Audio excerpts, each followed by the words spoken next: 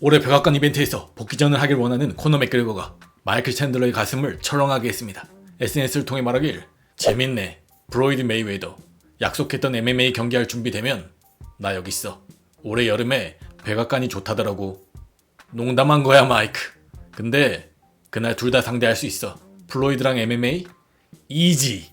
10초면 돼. 라고 얘기했습니다. 또한 이교덕 기자님의 취재에 의하면 전 로드FC 라이트급 챔피언 박시현 선수가 브라질 파이팅 로드로 약 한 달간 전지훈련을 떠났다고 합니다. 박시현 선수도 인스타 스토리에 해당 보도 내용을 공유하며 소식을 알렸고 다음과 같이 짐을 싼 사진과 함께 준비 완료, 성공 아님 죽음 이라는 메시지를 남기며 각오를 다졌습니다.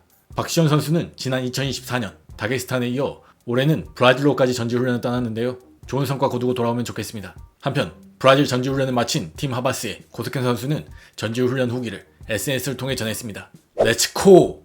가는 길이 너무 힘들었지만 있는 기간 내내 즐겁고 행복한 추억이 가득했다. 다시 돌아가려니 너무 아쉽고 조금 더 있고 싶은 마음이 드는 전지훈련.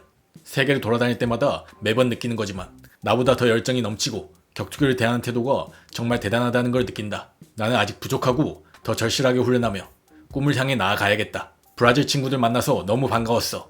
또 만나자고. 세계를 돌아다니고 많은 경험을 시켜주시는 동현이 형님 감사합니다. 라고 얘기했습니다. 고석현 선수는 오는 2월 22일 11승 무패의 미국 유망주 자코비 스미스와의 경기를 앞두고 있습니다. 또한 전 UFC 헤비급 챔피언 프랜시스 응가누가 운동 중입니다. 여전히 몸은 좋네요.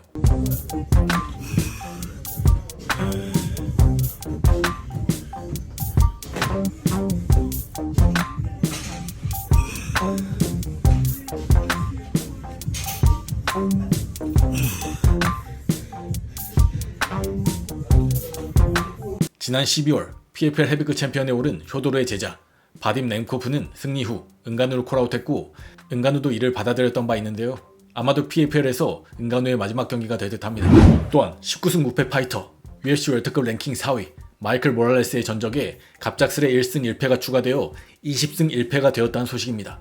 바로 격투 전적 데이터베이스 사이트인 테폴로지에서 1승 1패를 반영한 건데요. 테폴로지의 입장은 이렇습니다.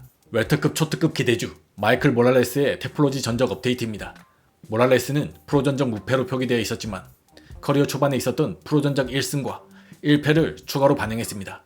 우린 제보를 받았고 에콰도르 리그 울티마 펠레아의 방대한 영상 자료를 확인했습니다.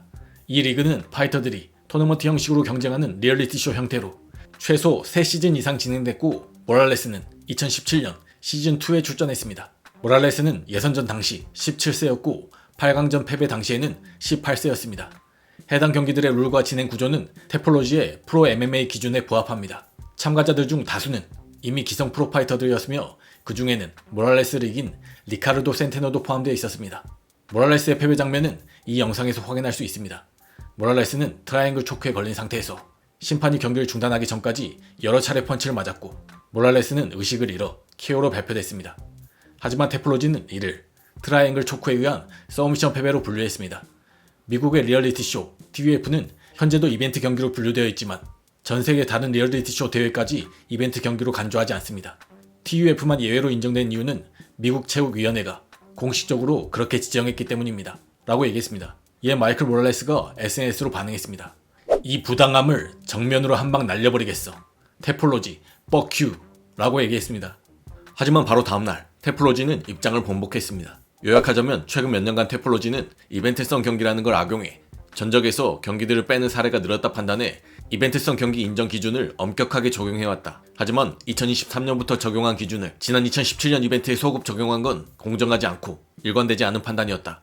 해당 이벤트가 2017년에 바로 보고됐다면 당시 기준으로는 이벤트성 경기로 인정됐을 것이라며 어제 내린 분류가 잘못이었다는 점을 인정하고 사과했습니다. 어쨌든 모랄레스는 다시 무패 파이터가 됐네요. 또한 UFC 라이트급 챔피언 일리아 토프리아와 전처 지오르지나가 스페인 법원에 출석했다고 합니다. 딸의 양육권과 여행 허가와 관련된 심리가 열렸다고 하는데요. 법원 밖에서 기자들과 만난 일리아 토프리아는 다음과 같은 발언을 했습니다. 난 행복해. 곧 내 딸을 다시 만날 수 있으니까. 난 전혀 스트레스 받지 않고 아주 차분한 상태야. 내 최우선은 아이들 그리고 가족이야 라고 얘기했습니다. 한편 UFC 라이트급 랭킹 1위 아르마사루키아는 마침내 일리아 토프리아와의 경기를 준비할 스파링 파트너를 찾았다며 다음과 같은 영상을 올렸습니다. 토프리아전 준비를 도와줄 스파링 파트너를 드디어 찾았다. 다리 짧은 상대한테 더블렉 못 친다고 누가 그랬어? 라고 얘기했습니다.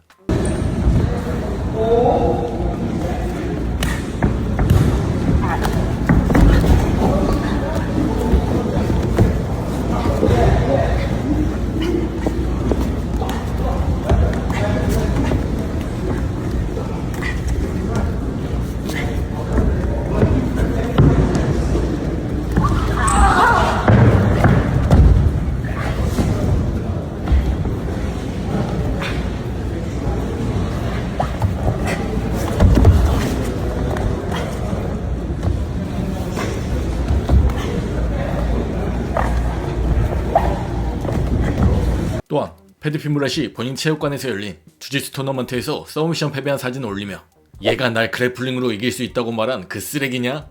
라며 비웃기도 했습니다. 또한 UFC 라이트급 챔피언 일리아 토프리아의 형인 알렉산드레 토프리아가 최근 조지 언론과의 인터뷰를 통해 동생 일리아 그리고 본인 경기 등등 다양한 얘기를 했습니다. 먼저 일리아가 커리어 초반엔 레슬링을 사용했는데 요즘은 거의 타격만 해서 조지아 팬들이 걱정한다는 말에 알렉산드레 토프리아는 정말? 난 걱정할 게 전혀 없다 보는데? 말했듯이 쓸 필요가 없다면 굳이 왜 그래플링을 하겠어? 그간 일리아를 테이크다운 시키고 컨트롤하는 모습을 보여준 사람은 못 본 것 같아. 일리아를 1분 30초 정도 눌러둔 유일한 사람은 브라이스 미첼이었지. 근데 그때도 이유가 있었어. 훈련 캠프에서 브라이스 전을 준비할 때 브라이스가 어느 시점엔 일리아를 테이크다운 시킬 거라 예상했거든. 그래서 우리 전략이 뭐였냐면 라운드를 이기고 있는 상황이라면 마지막 1분에 브라이스가 테이크다운 시키더라도 신경 쓰지 말고 일어나려고 막 애쓰지 말자는 거였어. 그래서 그 경기를 다시 보면 일리아가 일어나려고조차 하지 않았던 게 보일 거야. 그래서 내가 필요하면 레슬링을 쓴다 라고 말하는 거야. 그리고 만약 일리아가 사루키안을 상대로 벨트를 방어해야 한다면 사루키안에게 쉽지 않은 밤이 될 거야. 어떤 면에서든 말이야 라고 얘기했습니다. 또한 일리아와 이슬람의 경기에 대한 생각도 밝혔습니다. 그래, 이슬람 대 일리아는 정말 흥미로운 경기가 될 거야. 선수로서, 코치로서, 그리고 형으로서 하는 말이야. 무엇보다도 스포츠적인, 기술적인 관점에서 흥미로워. 난 그냥 기술적인 디테일과 전체적으로 어떤 그림이 나올지가 궁금해. 내가 가장 보고 싶은 건 이슬람이 일리아의 디펜스를 마주했을 때 어떻게 반응할지야. 이게 첫 번째야. 그 다음은 이슬람이 일리아의 복싱에 어떤 해답을 내놓을지, 근거리에서 어떻게 싸울지가 궁금해. 왜냐면 확신컨대 이슬람이 일리아를 테이크다운 시킨다고 하더라도 컨트롤하는 건 쉽지 않을 거거든. 백을 잡는 것도 쉽지 않을 거고 그렇게 하지 못할 거야. 그러고 밑에서 다시 일어나서 타격전을 벌이게 됐을 때 이슬람이 어떻게 반응할지가 가장 궁금해 라고 얘기했습니다. 또한 브라이스 미첼이 너와 싸우고 싶어하는 것 같던데 이 경기에 얼마나 관심이 있냐는 질문에는 뭐 안 될 이유 없지. 근데 진짜 솔직하게 내가 브라이스한테 그렇게 관심이 있냐 묻는다면 그 정도로 관심 있는 건 아니야. 하지만 그래도 UFC가 오퍼한다면 왜 안 하겠어? 라고 얘기했습니다. 이에 브라이스가 그렇게 감정적으로 콜아웃 할 줄 예상했냐는 질문에는 브라이스 미첼한테는 뭐가 나올지 모르니까 다 예상해야지. 브라이스 미첼이잖아. 근데 난 그런 것들을 전혀 마음에 담아두지 않아. 그 영상도 미소 지으면서 봤고. 하지만 그런 얘기를 내 면전에서 하고 있었다면 얘긴 달라졌겠지. 근데 지금 이 얘기를 하면서도 노이즈를 만들거나 위협하거나 그런 사람이 되고 싶진 않아. 그건 옳지 않다 생각해. 뭐 두고 보자고. 직접 만나게 되면 태도는 다를 거라 확신하고 그러길 바래 라고 얘기했습니다.